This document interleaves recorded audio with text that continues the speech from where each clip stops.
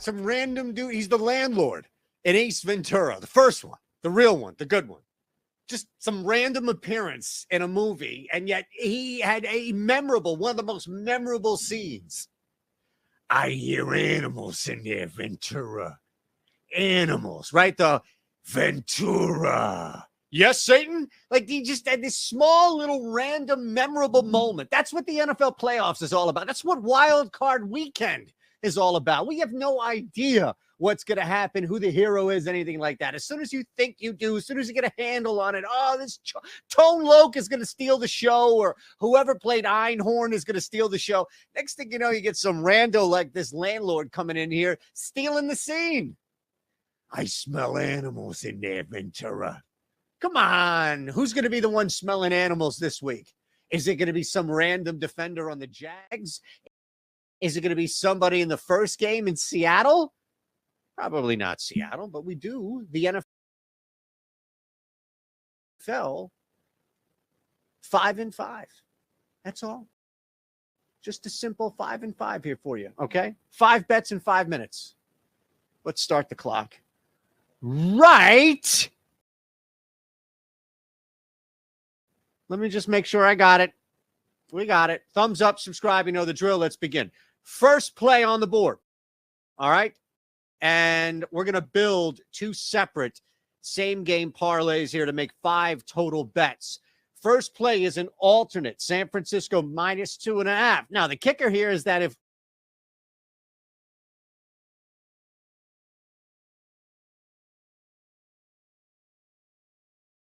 one of these 2 miss, then the entire thing misses, right?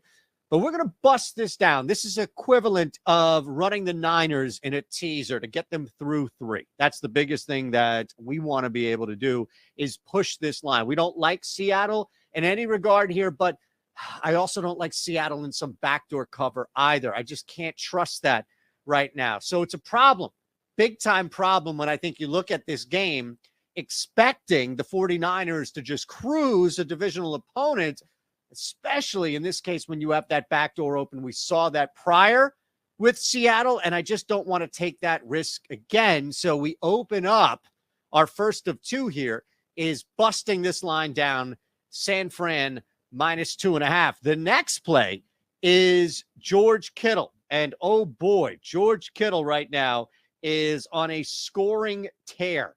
And if you just look at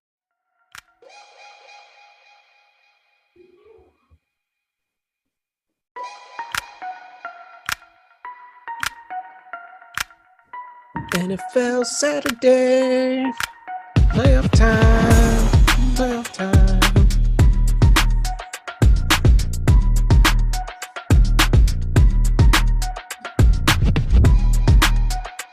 Let's get it. NFL playoffs have arrived, and I'm Pete McCarthy, Geoff Ulrich. We are breaking it down for you on our Stokastic DFS channel. Just the start of a busy day of all kinds of football content, also MMA, live before lock, starting up at the top of the hour. Stay tuned for that as well. Geoff, you ready? You pumped? Let's go. I'm ready, man. Yeah. I mean, we got a nice little spread of games here this weekend. I'm very excited for the Chargers-Jags tonight, but I mean, Seattle could keep this close as well. I mean, it's the playoffs. Anything could happen. So, I mean, the very least, I love it when we got these 2 short slates back to back. I mean, the 3-game slates, the 2-game slates, always interesting.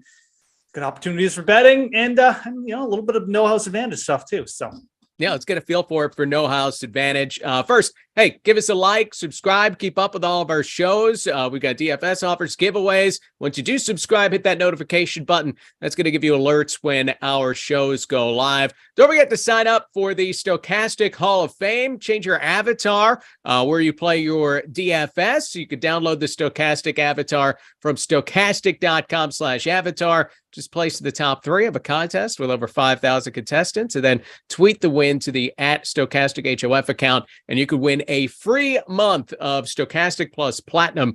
So take advantage of that. No House Advantage. $15 entry in the main contest today. 15 grand to first place. We often see overlay. I'm not really sure, right? It's kind of different this time around with it being the first day of the playoffs, but 2,400 total entrants. It's a big number for no house advantage. So keep an eye on that. No lock until 4:30 Eastern time. We got two games, obviously the Seahawks, the Niners, as well as the Chargers and the Jaguars tonight. Just, big picture. Let's start with the Seahawks Niners game. Geoff, what are you expecting here? Do you buy what Vegas is selling here, that the Niners are going to win this one easily in a rather low scoring affair? I mean, yeah, I do think that's the most likely outcome. I understand where people are coming from, and it's a divisional opponent, and we've got a rookie quarterback on Brock Purdy on the other side, but this does feel like a big task for the Seattle Seahawks. I mean, this is a team who, remember, they didn't win their way into the playoffs. I mean, they were bad down the stretch, barely beat the Rams in a must-win game. Very lucky to even just get that win under their belt. Apparently had a lot of calls go their way based on the report this morning. Yeah. So man, I mean, this is not that good a team. So I understand, I'm not suggesting that you go out and put the house on San Francisco -9.5 or something, but I do think that the most likely scenario here is the 49ers just, kick their ass, quite frankly. And regardless of how that happens, maybe it's just the defense just holds them to 7 points.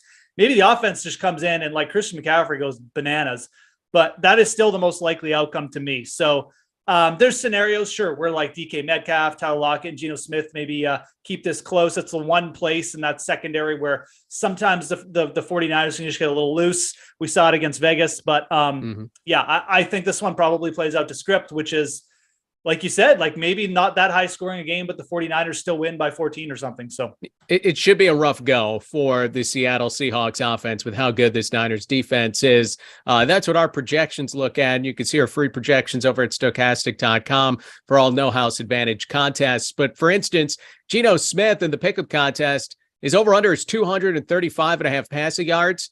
We're projecting him for under 200 passing yards. That's in a game where we're expecting the Seahawks to be playing from behind. 67% chance of hitting the under there. I mean, it starts to make it pretty easy to go to Geno Smith, to go to DK Metcalf and pound some of these unders for that Seattle offense. Yeah. We saw in the first meeting, I mean, they just suffocated them. I mean, it was really just, a dominant defensive performance. And even in the second meeting, I mean, the Seahawks kept the game close, but they still only put up 13 points. There's a little bit more action there, but not much. I kind of I almost think I know we have all these projected unders, but I do feel playing around unders here might be the way to go, especially on the Seattle side.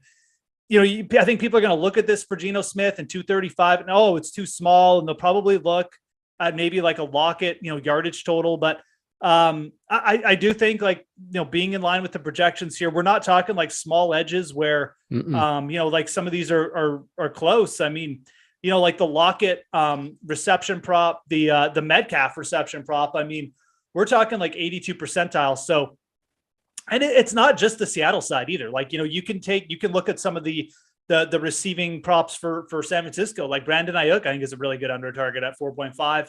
We have that projected to the 70% in the 70th percentile for hitting as well. So, lots of ways to play around unders here. And I think that you need to be careful with this game. If I wouldn't go crazy, if you have 10 lineups or 15 lineups, sure, you need to get, you need to play for a shootout potential and put in an over or something, but maybe play for all the overs to hit. But overall, you want more exposure to the other side. And like I said, that extends not just to the Seattle players, but to some of the San Francisco ones too. Well, let's just, there's always room for some area to be contrarian, being that we are playing against other people and trying to be the first out of 2,400 entrants. Gordon in the chat says everyone is so low on Seattle. I actually think they put up some points and make it a game. All right, so let's say it is going to be that scenario. Maybe this game's a little higher scoring than we think and our projections think. What does that end up looking like for Seattle? Like where would you go over? I think our projections like Kenneth Walker as a potential over. If you're playing for Seattle to get their brains blown in, you're not going to play that over. But if you're playing for a close game, maybe that is a way Seattle keeps it close. Yeah, Walker you could definitely go with Walker. I think that, again, if this game does end up, let's use the Raiders game as an example. I don't know if we'll get to like 35-37 or whatever it was, but maybe we get to like 30-24. I think that Walker probably factors into that. I don't think that, Seattle probably does it all through the air. So we have Walker projected like, a decent, basically kind of a 50-50 play, a coin flip. So, which is actually a little surprising to me, if I'm being dead honest. But at the same time, I mean, we're expecting Seattle probably to try and run the ball a bit here. Walker's shown he can be explosive. I think that's probably some of what's being into these projections. So I think if you're playing for that outcome, and again, it's reasonable to do it. It's just really a risk thing. If you just want one really low owned lineup, that's probably the way to do it. Take some overs on Seattle.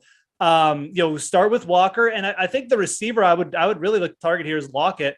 I think that people will go over Lockett, which is why I said like you want to be a little bit careful. Like I don't know if that's going to be as contrarian a play as you think, but if you go over his receptions and yards and you pair that with like a Geno Smith over and maybe a Walker over, well then you're into territory where you're playing for like a very specific outcome. You're playing for Seattle to put up, as the chat said, 20 plus 24 points, maybe get a bunch of yards and really just push the pace of this game and probably push like McCaffrey into the overs, probably Kittle into the overs too. So I think that, in a lot of ways that flows pretty nicely. Like Walker, Lockett, Geno, it's asking a lot. And I think it's a low percentile outcome, but if those all do occur, I think that your decisions on the other side become very simple because like Seattle's not going to hold back Christian McCaffrey if the 49ers have to, play at a higher pace. They're not going to hold back Kittle. They're just not equipped to do that. So,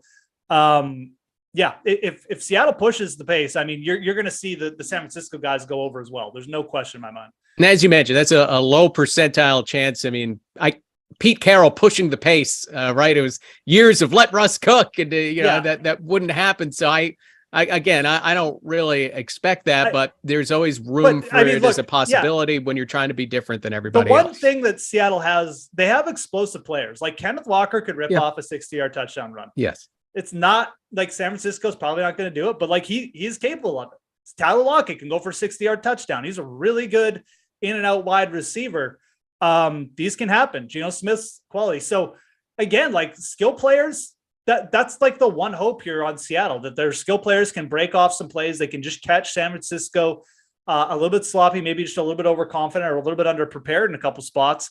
And if that happens, I mean, like the yardage will go up quick, but if San Francisco just gets on them quickly here and, just shuts down like one facet here, it's going to put Geno Smith in a tough spot. They're going to be bringing a lot of pressure. So like I said, I wouldn't get crazy with it. I do like that idea of making one lineup though, where you're using a Walker over with some of the other ones, because again, like I think that if you're playing for the outcome of Seattle keeping this close in a higher scoring game, I think Walker gets involved. And I think maybe that's where you can kind of get a little bit contrarian, where you're mixing in like the Walker and the Lockett together, the passing and the run game with San Francisco's overs as well. So. Yeah, and Brock Purdy, we're not looking at a monster over, though maybe for a guy who's Mr. Irrelevant to the draft and is a rookie in his first NFL playoff game, but 230.5 passing yards. I think he has shown he's capable of doing that. I think and makes it relatively easy on his quarterbacks to get into that area, though we do have it projected for a slight under. Other key things with the Niners offense, I think the running game is really interesting. Maybe we can start with this because, Christian McCaffrey, 75.5 rushing yards, seems pretty easy to look to the over on that. But, what do you about Elijah Mitchell? I had a lot of opportunity last week when the Niners weren't playing for much, and 42.5 rushing yards for Mitchell. Can we get both guys in the San Francisco running game in any scenario as overs? Do you expect Mitchell to have a role today? What are we So- looking at with 2 running backs on the board? I think Mitchell and McCaffrey, like, again, I think there will be, like, obviously a lot of exposure. You can make lineups with a lot of these unders. And I think that I still think that's like the better play. But one way you can kind of differentiate here is, with the running backs on San Francisco, like, I think Mitchell is a pretty solid over target. What we've seen from Kyle Shanahan, when he's healthy, he was their main running back before. I think he's going to be used in the red zone at the very least today. And I think that if they get ahead in this game, you'll see more Elijah Mitchell than you think. He's clearly the number 2 option for me. I know that they had like 4 guys mixed in last week, but that was a meaningless game, essentially.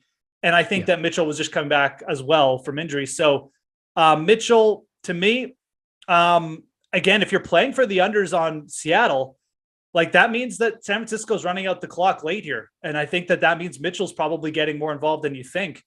McCaffrey obviously going to get involved too, but like, we have seen Shanahan go to Elijah Mitchell in the 4th quarter. We've seen him go in the red zone.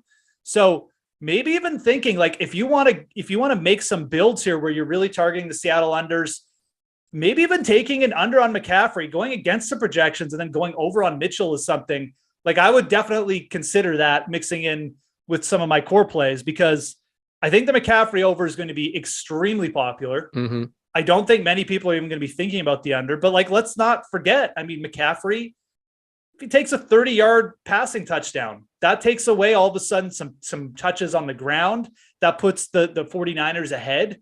And that probably means more touches for Elijah Mitchell in the later half of the game. So I think there's a lot of scenarios here where McCaffrey can still go under and San Francisco can still win this game convincingly. That's the interesting move with McCaffrey for me. So yeah, the running backs for San Francisco, I think you can do something there. I really do. You could also take the over on both.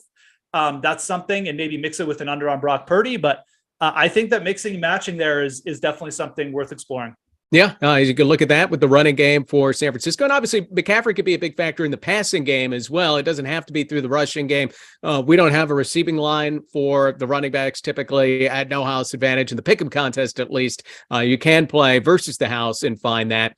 If you are going to expect this, I guess that San Francisco is playing from behind, or you like Purdy in the passing game, it gets really easy to get over on, say, Deebo Samuel at just 45.5 receiving yards, Brandon Ayuk, 48.5 receiving yards, George Kittle, 45.5 receiving yards. If you want to go under on the passing game, Kittle, how about 5.5 receptions? And our projection has him at just half. Of course, he did have a monster game against Seattle a few weeks back in a nationally televised game. Yeah. So Kittle almost just feels so trappy to me this week. Like, it feels just across the industry, he opened with really low props as well, but you almost have to question why. I mean, he's been so good with Brock Purdy. He's looked rejuvenated. He looks like the healthiest he's been. He looks like he did 3 years ago when we were like, questioning whether it was him or Travis Kelce was the best fantasy tight end. So it's a really low prop. And I think that you need to consider that again, like, the first 2 games between these 2 teams, it just wasn't a lot of reason to be passing downfield for San Francisco. Their defense was so dominant. They were able to get going on the ground, especially in that first game. So there's scenarios, especially with Deebo Samuel back, where I think San Francisco just runs a little bit more. Seattle just can't get anything going, but it seems low, man. Like, I think if you're playing for any type of higher scoring game, like, you've got to consider the over on Kittle. It's just a really with the good yardage. match. Well, yeah, it's the receptions that's tough. Yeah. Sorry. Yeah. And I mixed it up. I am talking about the yardage there, but as terms of the receptions as well. Yeah. Like the 5.5, we obviously do have it projected for an under. I guess when you're really looking at Kittle's receptions, like, the only way you go over on that is if you're just playing for, as the scenario we talked about before, where maybe Seattle's really going over, then you could get really contrarian with the Kittle over, but on the reception, take the yardage. Yeah, and the yardage. So the yardage is the one where I think you'll get people going over, and we have it projected as an under. And I think that going under and taking it, like, including it as a lower point play, actually will help lower the ownership on your lineup. But because a lot of people are going to take the under on the receptions. I think that's a given. But will people take the under on the yardage as well? I don't know. So Kittle's interesting. I wouldn't be shocked if he went over both, but you'll need like a certain type of game to kind of break out. So it's, like I said, he just feels trappy. His yardage line feels trappy. His reception line though feels like a smash under. So he's in an interesting spot. I would lean with the projections here and go under on both, but it really depends what kind of style lineup you're putting in. Any final thoughts on the Niners Seahawks game before we get to Chargers Jags? No, I mean, we mentioned the Kenneth Walker projection was interesting. Obviously, it's actually more bullish on him than I think. But again, like the other Seahawk player who I think that again, like you should really work in if you're playing for that Seattle kind of to push it to the over and maybe score some points. Just Lockett, just a player I really like. He's done well against San Francisco in the past. I would lean him over Metcalf. He's also just got slightly lower props, so it makes it easier to hit. DK is in a tough spot, 6.5 receptions. Like, he's definitely going to have some solid cover corners on the outside on San Francisco. So Lockett is the guy I would be looking. If San Francisco keeps this close, he'll be the guy who probably goes over. Jay Miz asked in the chat about weather concerns for this game. There is rain expected throughout the morning in the Santa Clara area. It's supposed to dissipate as the game comes along. There's some wind. It's a grass field, so it could be a little sloppy. And again, is that a factor? I think it just leads to what we were talking about before. I think the best way to play this game is take a lot of unders. Yes. Look for ways like maybe with the running backs from San Francisco, or maybe with the Kittle props to kind of differentiate yourself. Like I said, I mean, are people going to take both Kittle unders? Are people going to take an under on McCaffrey and an over on Mitchell? I don't think so. But, again, what you mainly will want to be building around is just some of the really solid unders that we have projected. DK Metcalf, maybe even Ayuk, and maybe like a Geno Smith under as well. So I still think that's the best way to approach this game. And it's a great point to bring up the weather, because I know that was part of the factor in me just looking at this game early in the week. I just don't know how much passing there's going to be. I still think that this one probably just plays out. San Francisco's defense dominates. There's not much scoring, and we move on. All right. So if you haven't played on No House Advantage, be sure to take advantage of a $100 deposit match. So you can check out the link below, sign up. You put in $100, they're going to put an extra $100 in your account. So you'll have $200. And there's two ways to play. So we're talking about the pick'em contest. We got the big $15,000 first prize that you could try to land. So that's where you can go big game hunting with the pick'em contest. You can also play versus the house and mix in some props. You go up to 5. You got to hit all 5. But if you do, you hit for 20 times your entry fee. And we have free projections to help simplify things for you for No House Advantage over at Stokastic.com. Go to NFL. I think it's free tools. And then No House Advantage. You can check out all the projections that you'll need for today, as well as optimal lineups if you want to mass enter at No House Advantage in the Pick'em contest. That can help you out as well. All right, so let's Chargers. I feel like this is a game where, when you talk about it, everyone's so focused on the quarterbacks that you'd think this is like a 60-point over-under game, but it's 47. I'm not expecting a ton of points here. I don't think this is smash the over territory. Look, we saw Trevor Lawrence struggle last week against Tennessee. The Chargers haven't really put it all together, and Mike Williams is a huge piece that is out for them, the piece that stretches the field to set up a lot of their offense. What do you make of this game? Is this a pound the over and get a little different than what we just talked about with Seattle, San Francisco? Because I don't see it. Yeah, and Trevor Lawrence's first playoff game, I think I'm more in line with you as well. It's funny because I look at this game and there's parts of it that make me really think we could get a 55-point game. But I think that some of these players could have good games and will still have a bit of a slower game, if that makes sense. I think there's really obvious spots to attack here. Travis, let's start with the run. Let's start with Jacksonville. Okay. I do like the under on Trevor Lawrence. We haven't projected as a pretty solid underplay, about 58%, 228 compared to 248 total. What have we seen from Trevor Lawrence? He's actually been running more, 29% design run plays last week. And this is such a good matchup for Travis Etienne, who only took 9 touches last week. I know we have Etienne projected as an under But I think a lot of that is he's just got a big prop. It's 77.5. And yeah, we need a big week from him, but like, I think we're going to get it. This is a player who yards over expected, led the league in rush yards. Just lots of explosive plays. He led the league and runs over 40 yards this year with 4. He's just good. And when you go up against basically the worst rush defense in the league, the Chargers allowed 5.4 yards per carry. I think there's a lot of room here for him to break off some big plays. And I think that the Jags are going to lean on him. And I think they're going to run Lawrence a little bit more, which really makes me love starting with an over on Etienne, which is going to be under-owned, and then an under on Trevor Lawrence. I think I think that's exactly how the Jags are going to attack this game, and they should. And maybe to your point, Pete, that will also keep the game under, because if they're going to be running more, it's just going to make the clock go by faster. So I think kind of in line with you, but I do think there's some room here for some bigger games. I just think it's going to come in a very specific spot, which is the rush game for Jacksonville. And on the other side, I also think it's going to push the Chargers to pass late into this game. So it doesn't necessarily need points though, right? Because we do have inefficient offenses, and Lawrence hasn't been that good. So maybe in the red zone they stall out, but I think that you're going to see Travis Etienne have a big game.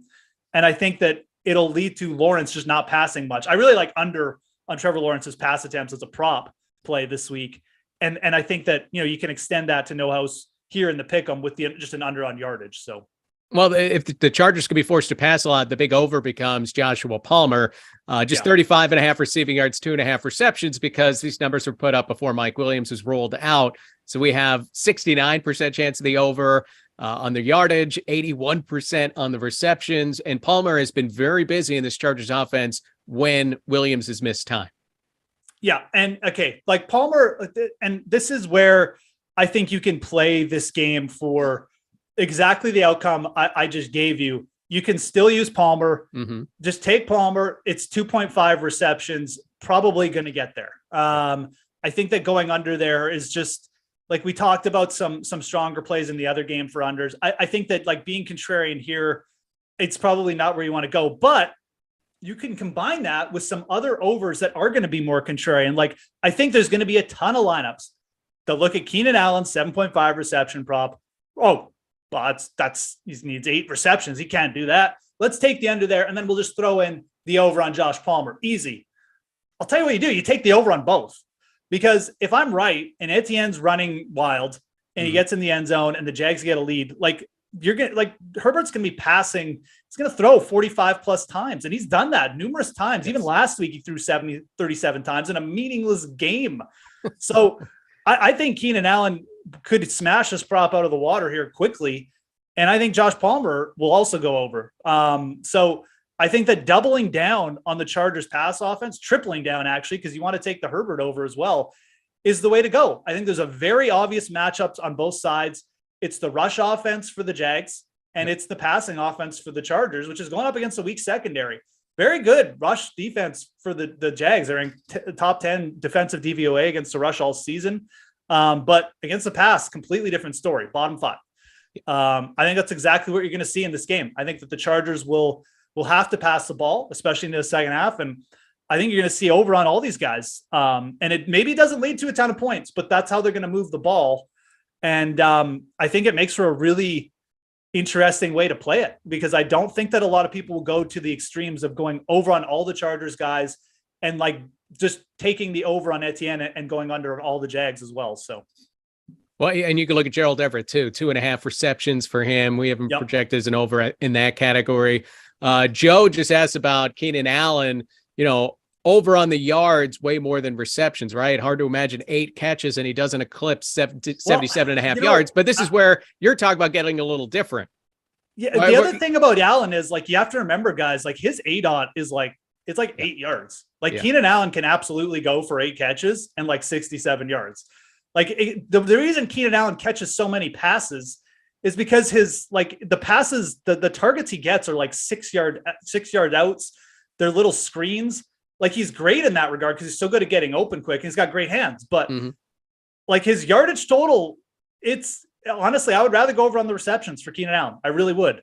You could do both if you want. He's looked really good after the catch. He's healthy, but I'm telling you, like there's, Keenan Allen's definitely capable of putting up like 9 and 60 because just the way the Chargers use him, it's not very many targets downfield. It's 6-yard outs. It's like a really low ADOT under 10. And so the yardage one is that's the one I would do last. Let's put it that way. If you're stacking that over on the Chargers pass game, but yeah, he could definitely go over it too. I mean, look, if he does catch 8 balls, he's probably going to go over, but I think there's more scenarios.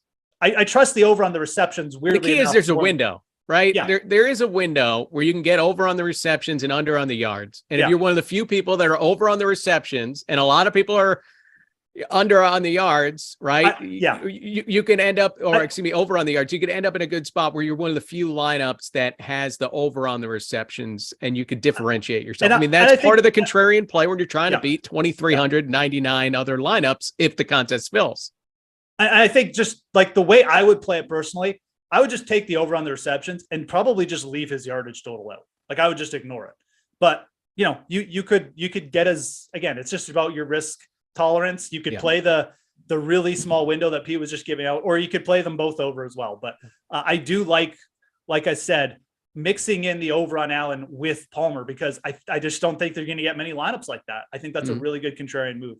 Yeah. All right. So we can see ETN. We'll get to the Jags passing game in a second. We'll go a little late on this show. Lineup generator. If you haven't checked it out, it is improving by the day over at Stokastic.com. We now have the ability for you, let's say you love the Jaguars in this game, to not only cover the 2.5, but score more points than expected, hold the Chargers to less points than expected. You could build showdown lineups for DFS with that thought in mind. You can set it for how contrarian you want your lineups to be, and our game scripts will help build you a smart lineup that can be a little different than what everybody else is thinking if you have a different feel for a given game, as Geoff has given us here in terms of no house advantage. This is for DFS. The lineup generates fantastic. It's included with our DFS packages over at Stokastic.com. So definitely check that out if you're playing DFS as well as playing at no house advantage. So just quickly with the Jaguars passing game, we talked about this scenario, right? If Travis Etienne's going to be an over,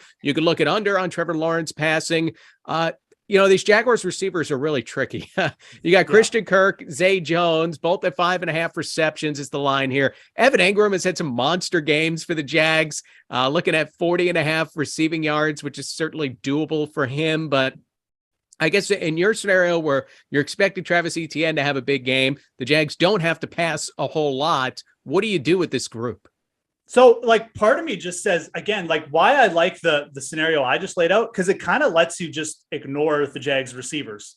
Like you go over, you take a bunch of overs on the Chargers, you take that over on Etienne and the under on Lawrence, and then you don't have to worry about the receivers because like you just said, I don't know.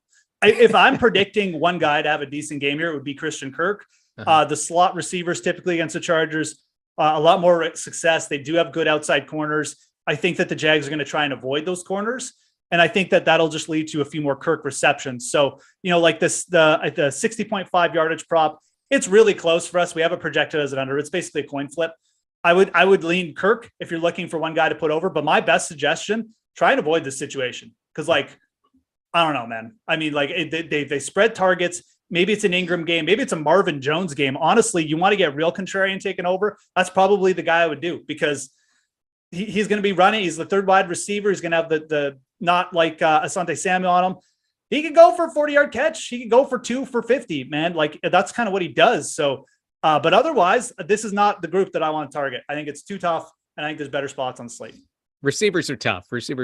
Let's quickly go through versus the house, and we'll see if there's a few that we like there. I like to just throw a few at you. We have a lot of quarterback props this week. You got passing yardage plus rushing yardage. You said you like Trevor Lawrence to run the ball a little bit here. So let me see if I could find Lawrence's. I'll search it out because I gotta get it. Yeah. Okay. So here we go.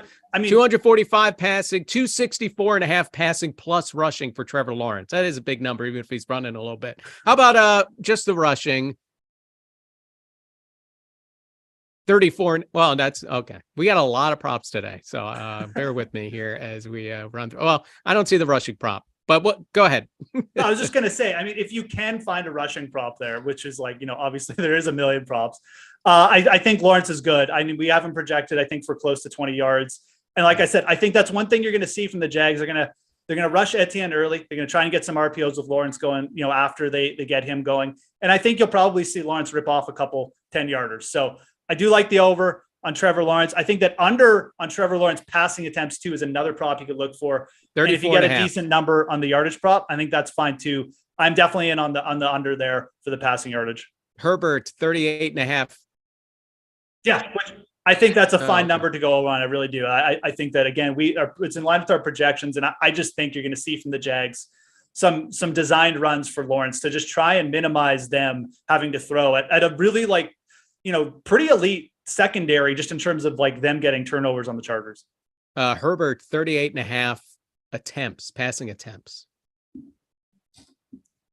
Yeah, that's pretty big. I would probably lean over though. Yeah. Okay.